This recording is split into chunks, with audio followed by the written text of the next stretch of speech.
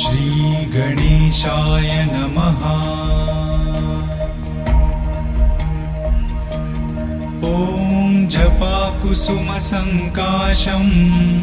काश्यपेयं महाद्युतिं तमोरिं सर्वपापघ्नं प्रणतोऽस्मि दिवाकरम्।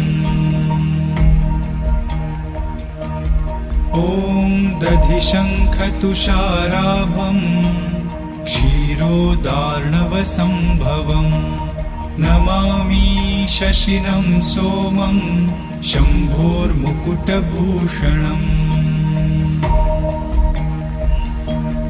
ॐ धरणीगर्भसम्भूतं विद्युत्कान्तिसमप्रभम् कुमारं शक्तिहस्तं च मङ्गलम्